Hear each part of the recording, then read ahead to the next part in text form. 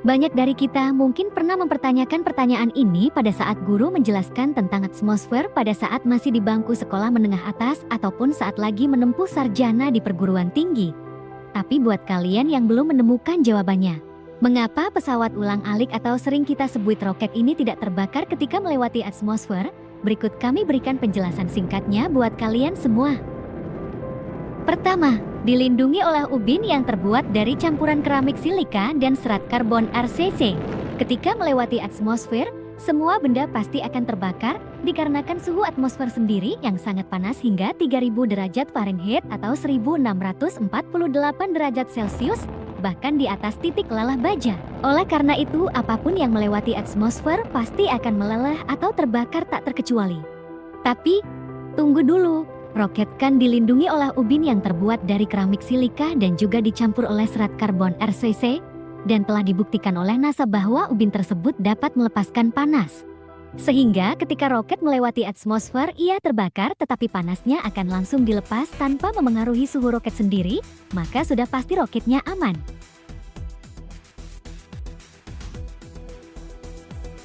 Kedua, kembali ke bumi dengan kemiringan sudut 40 derajat. Setelah berhasil melewati atmosfer bumi, pesawat ulang-alik kemudian akan menjalankan misi mereka dan kembali lagi ke bumi. Di saat kembali ke bumi, mereka kembali menghadapi masalah melewati atmosfer. Terlebih lagi, atmosfer paling luar adalah yang paling panas. Sehingga untuk mensiasati hal ini, mereka tidak dapat hanya mengandalkan ubin, tetapi mereka juga mengambil jalan dengan kemiringan 40 derajat sehingga tumbukan yang terjadi tidak terlalu ekstrim dibandingkan sudut lainnya, terutama 90 derajat. Roket yang kembali ke bumi dari luar angkasa juga terbakar, sama seperti meteor.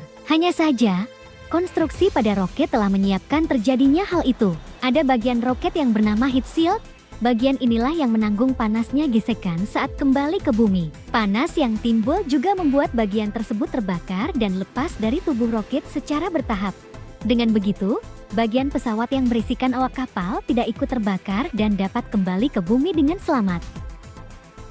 Salah satu fungsi atmosfer adalah melindungi bumi dari terpaan benda-benda luar angkasa. Dengan adanya atmosfer, meteor yang menuju ke bumi bisa terbakar dan tidak sampai memberikan dampak yang serius kepada bumi. Namun, pernahkah terbesit di pikiran, mengapa roket bisa tidak terbakar saat melewati atmosfer? Jawabannya adalah karena meteor terbakar karena adanya panas yang timbul akibat gesekan antara udara dengan meteor.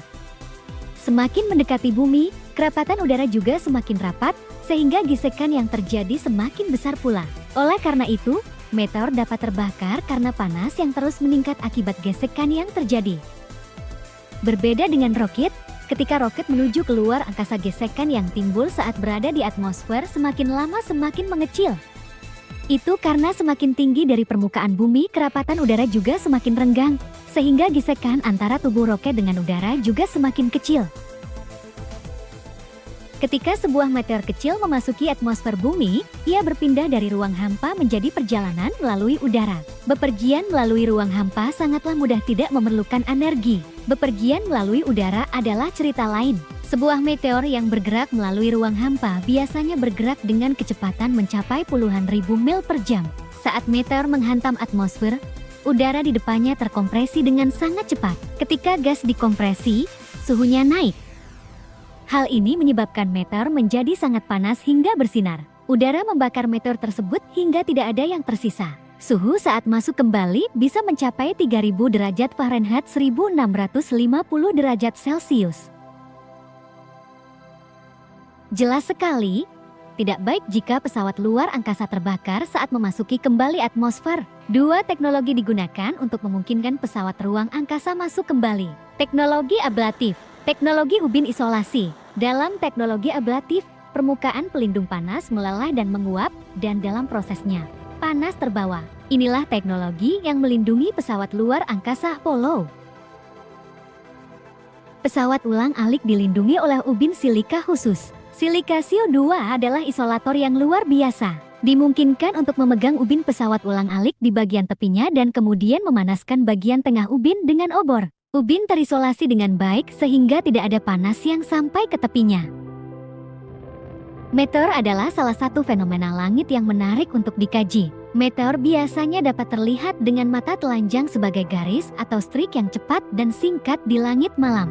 Kadang-kadang, meteor bisa terlihat seolah-olah terbelah atau meledak ketika mereka masuk ke atmosfer bumi. Beberapa meteor bahkan bisa menghasilkan warna-warni yang spektakuler yang terjadi akibat ionisasi partikel di udara. Saat hujan meteor terjadi, kita bisa menyaksikan ratusan atau bahkan ribuan meteor dalam satu malam. Hujan meteor adalah fenomena yang biasanya terjadi ketika bumi melintasi orbit dari komet atau asteroid dan menabrak partikel-partikel kecil yang ditinggalkan oleh objek tersebut. Ketika meteor memasuki atmosfer bumi dengan kecepatan yang sangat tinggi, friksi dengan udara menyebabkan partikel-partikel itu memanas dan menghasilkan cahaya yang terlihat dari permukaan bumi. Cahaya yang dihasilkan ini dapat berupa warna-warni dan biasanya hanya terlihat selama beberapa detik. Meteor yang sangat besar disebut bolit atau bola api dan dapat menghasilkan suara gemuruh atau ledakan ketika mereka memasuki atmosfer bumi. Meteor yang berhasil melalui atmosfer bumi dan mencapai permukaan disebut sebagai meteorit. Meteorit yang berukuran sangat besar dapat mencapai permukaan bumi karena tidak habis terbakar dengan panasnya gesekan atmosfer bumi. Pada kasus ini, apabila meteorit menyentuh permukaan bumi, maka statusnya akan berubah menjadi meteorit.